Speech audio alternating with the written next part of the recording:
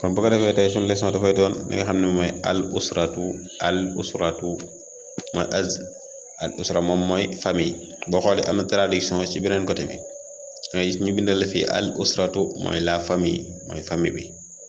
ñu tegal la ci azzawaaju moom mooy lan mooy mariage le mariage. azawju moom mooy jëkkër mooy léppoo mooy jëkkër ji. azawjatu moom mooy jabar ji mooy l'épouse. al ummu mooy yaay la maman mooy yaay. al abbu mooy papa le papa.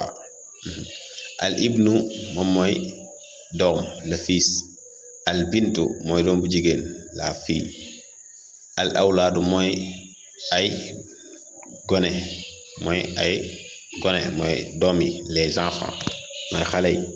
al aqu mooy le frère mooy mag bu góor wala raq bu jigéen astaghfirullah mooy mag bu góor wala mag bu wala raq bu góor. waaye foofu nag dañuy teqale bu fekkee da ngaa bëgg a wax mag bu góor da nga naan al aqul kabir moom mooy mag.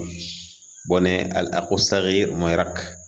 ba tey tamit li ci tegu mooy al uxtu mooy la sœur waaw kon bu ñu nee uxtu tamit moom mooy mag bu jigéen wala rakk bu jigéen.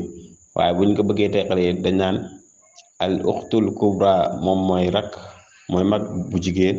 waaye bu ñu nee al uxtu sughra mooy rakk bu jigéen moom la français di wax tamit bu dee ci góor bi bu dee al aq mooy grand frère ak petit frère. bu dee ci suuf mu leex grande sœur ak petite sœur waaw kon loolu moom mooy al usratu mooy famille.